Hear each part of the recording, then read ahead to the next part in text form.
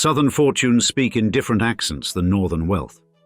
Thus, the Reynolds dynasty rose from Carolina soil through tobacco leaves, crafting an empire where smoke and profit intertwined into billions. Soon, the entire country would bow to their influence, a company fiefdom where R.J. Reynolds commanded a manufacturing kingdom that converted addiction into architectural splendor. Consequently, his children inherited unimaginable privilege in 1918, trust funds worth hundreds of millions in today's currency, alongside the peculiar isolation of tobacco aristocracy. Yet all their tobacco millions proved useless on that July night in 1932 when gunfire shattered the sleeping Porch silence, launching a mystery no Reynolds fortune could ever fully bury. Therefore, in today's episode of Old Money Luxury, we share the wild saga of America's original addiction aristocrats, the titans of tobacco, as it were, weaving a tale that includes everything from Broadway stars under FBI surveillance to Gen Z descendants making failed TikTok apps, as we describe the Reynolds family tobacco fortune. How the Rockefellers of the South couldn't escape a murder mystery.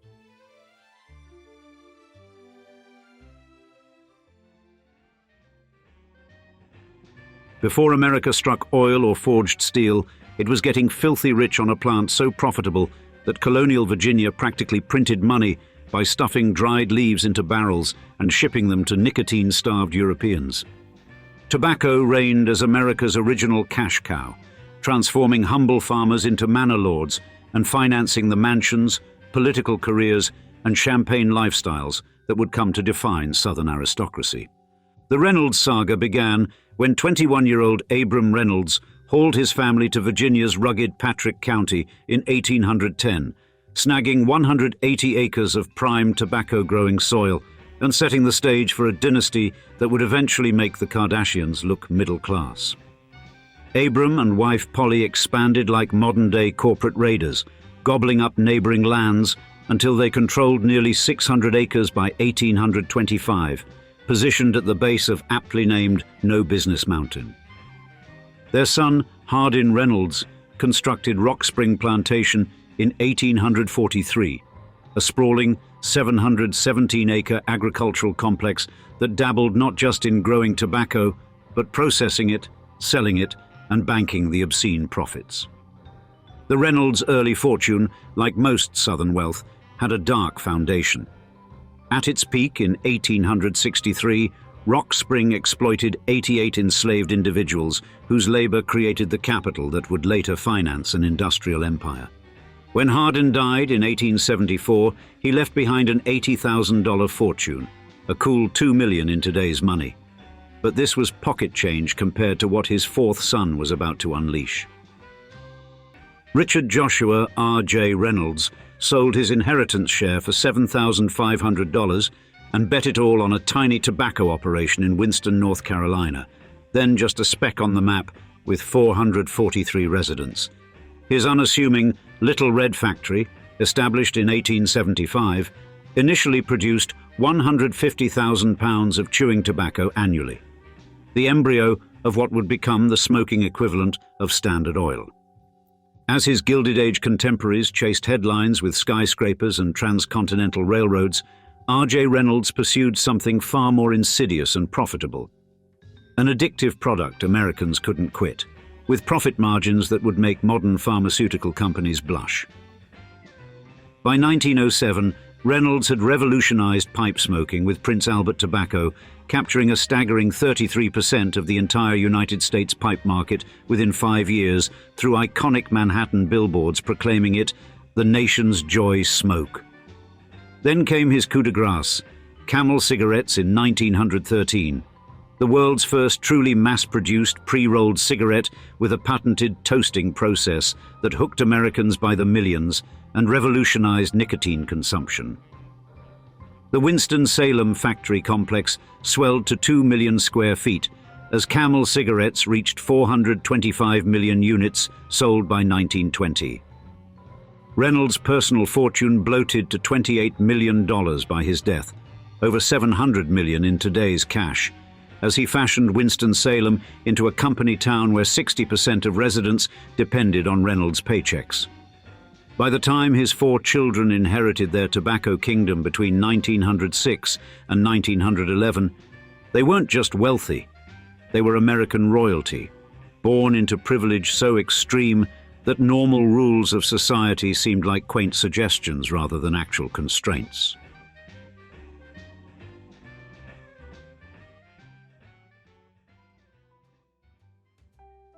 R.J. Reynolds died in 1918 with $28 million in his pocket, equal to $700 million today, leaving behind 4 children seemingly designed to prove that enormous inheritance and sound judgment rarely share the same bank account.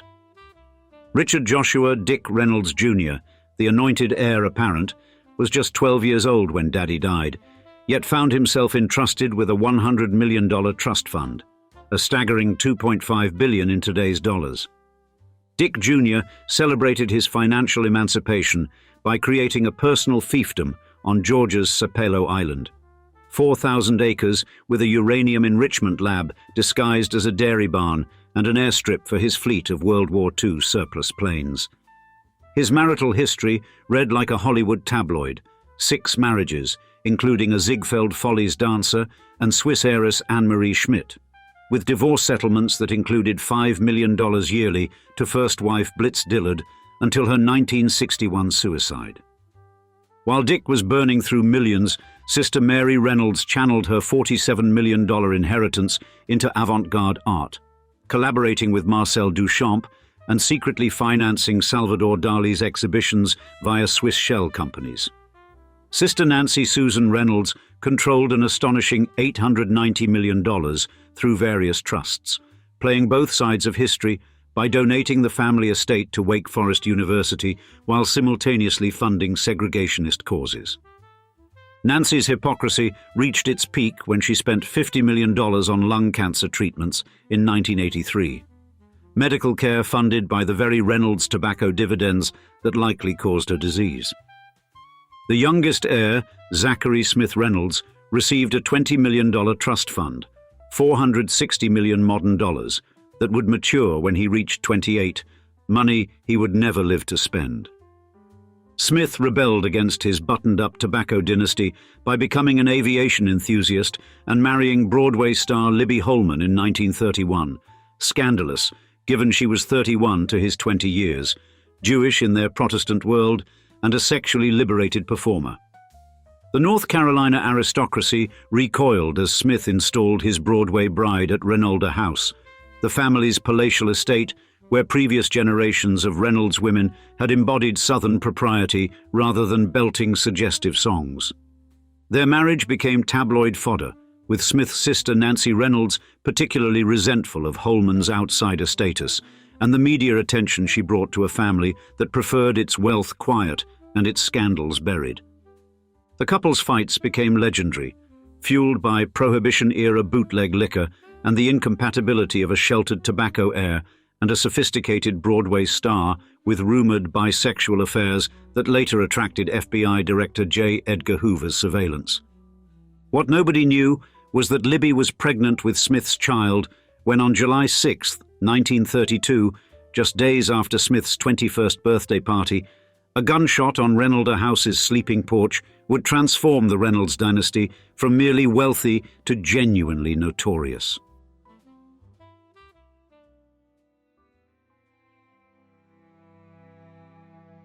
The timeline of July 5th and 6th, 1932, reads like an Agatha Christie novel, except the victim was a real tobacco heir worth $20 million, and the suspects included a Broadway star, a jealous friend, and a family desperate to avoid scandal.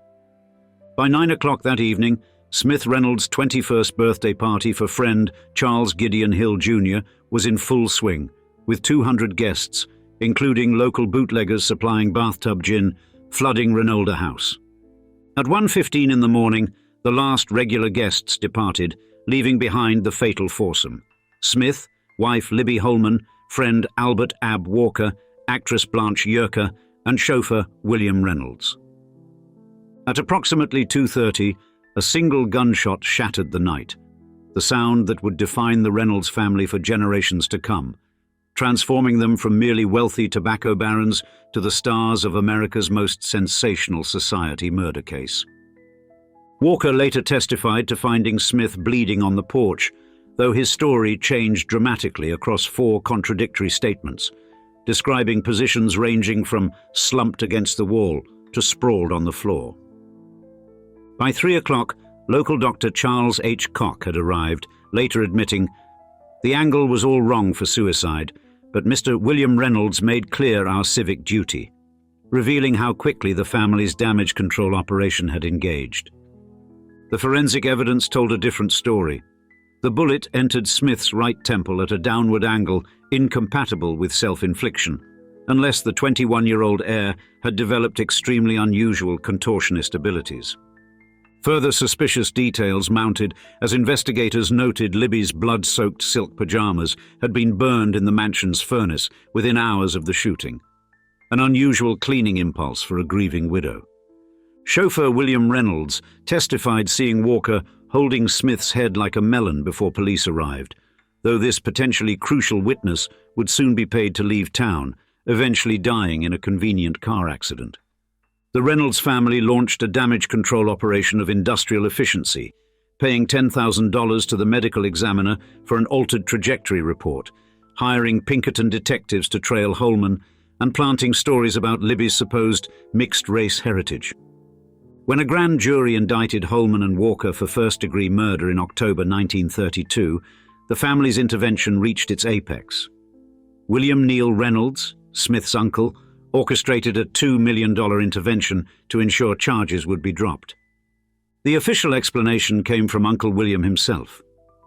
"We'll not have our name dragged through northern tabloids, prioritizing family reputation over justice with the ease that comes from generations of wealth and influence." By December 1932, all charges had been mysteriously dropped due to lack of evidence, coinciding with key witnesses suddenly changing testimony and the discovery that Libby was pregnant with Smith's child. The case spawned competing theories that persist today. A murder-suicide pact gone wrong, a family conspiracy to prevent that showgirl bearing a Reynolds heir, or Freudian self-destruction driven by Smith's possible hidden sexuality and guilt over abandoning aviation dreams. 9 decades later, the truth remains buried beneath layers of money, power, and deliberately destroyed evidence, proving that unlimited wealth can effectively obscure reality when a dynasty decides some truths are too dangerous to their legacy.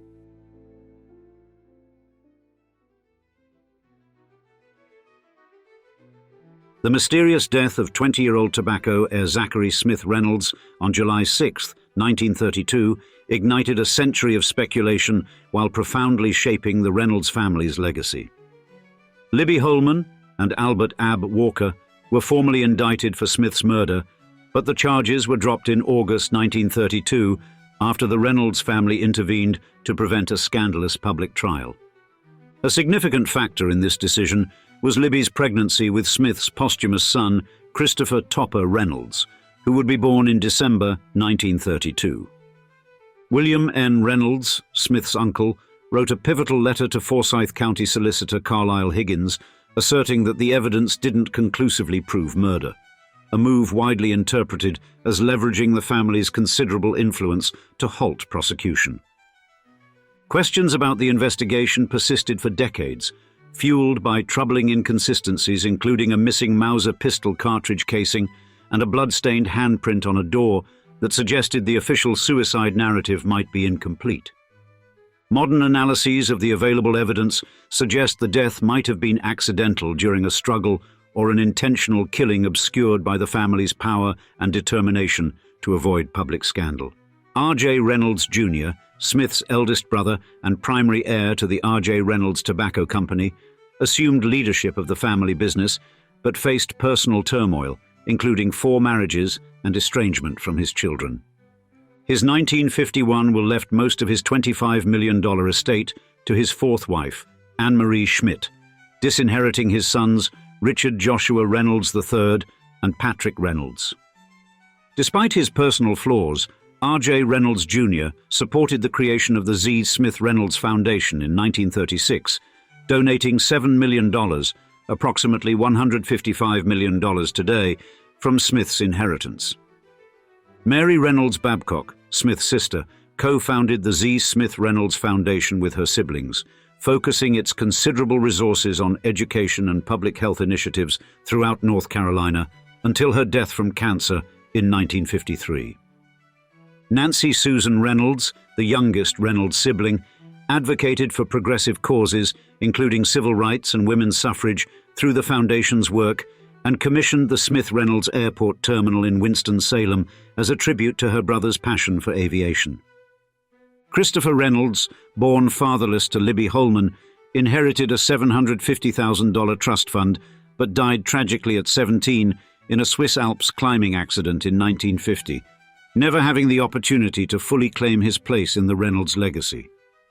His untimely death exacerbated Libby's already fragile mental health, contributing to the depression that would eventually lead to her suicide in 1971. Following the traumatic events at Reynolds House, Libby Holman worked to rebuild her interrupted career, returning to Broadway in 1934 and starring in films like Sing, Sinner, Sing, released in 1933. Her 1940s collaborations with blues guitarist Josh White included the anti-lynching anthem Strange Fruit, making her the first white artist to cover this powerful protest song. Libby's later years were marked by civil rights advocacy, including fundraising for the National Association for the Advancement of Colored People and partnership with Coretta Scott King following Martin Luther King Jr.'s assassination. After Christopher's death, Libby adopted 2 sons but struggled with persistent depression, her life ending in suicide in 1971, a final tragic chapter in a story that began with another contested death nearly 4 decades earlier.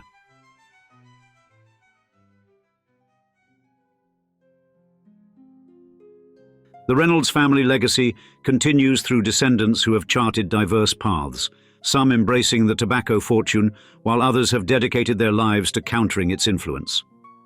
Patrick Reynolds, grandson of R.J. Reynolds, made headlines by breaking dramatically from the family business to become one of America's most visible anti-smoking advocates.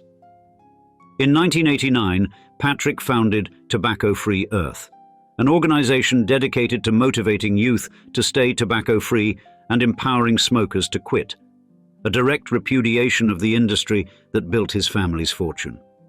His work includes motivational talks to youth and adults about the dangers of smoking, producing educational videos about tobacco for schools and health departments, and advocating for stronger tobacco control legislation.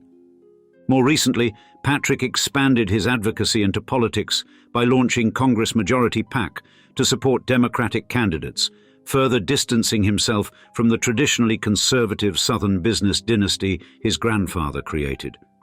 Before this turn to activism, Patrick maintained a career as an actor, appearing in television shows, films, and stage productions since 1975, using his family name for publicity and entertainment rather than tobacco. Richard Joshua Reynolds III, another grandson of the tobacco patriarch, chose a spiritual and artistic path before his death in 1994. He founded Full Sky Publishing, a company dedicated to publishing work by young writers, produced the film Siddhartha, based on Hermann Hesse's novel about spiritual enlightenment, and established the Sufi Institute in New Mexico. These divergent paths illustrate how subsequent generations of Reynolds heirs have grappled with their complicated inheritance, some embracing business and others turning toward art, spirituality, or activism to forge identities separate from tobacco. Reynolds House itself, once the scene of Smith Reynolds' mysterious death, has been transformed into an art museum where visitors can stand on the same sleeping porch where he died in 1932. The museum now offers a permanent exhibition titled Smith and Libby, 2 Rings, 7 Months, 1 Bullet, that examines the relationship between Smith Reynolds and Libby Holman and the mysterious circumstances surrounding his death. This transformation from family estate to cultural institution represents the Reynolds family's evolution from private industrial dynasty to public legacy, their personal tragedies and business success now part of American cultural history. The Z. Smith Reynolds Foundation, established with funds from Smith's inheritance, continues its philanthropic work, focusing on education, public health, and social justice initiatives throughout North Carolina. The foundation stands as perhaps the most positive outcome of the tragic events of 1932, channeling tobacco wealth toward public benefit and ensuring that Smith Reynolds' brief life left a lasting impact beyond the scandal of his death. While the Reynolds tobacco enterprise has been absorbed into larger corporate entities, the family name remains associated both with the industry that built their fortune and the philanthropic institutions their wealth created. The contrasting paths of Reynolds' descendants, like Patrick and Richard Joshua III, reflect America's complicated relationship with tobacco, a product that generated tremendous wealth while causing immeasurable harm. And now, we'd like to see you in the comments. Were you aware of the Reynolds family's wild history, or is this your first time hearing about it? We look forward to hearing your thoughts, and with that said, thanks for joining us for another episode of Old Money Luxury. Cheers until the next episode.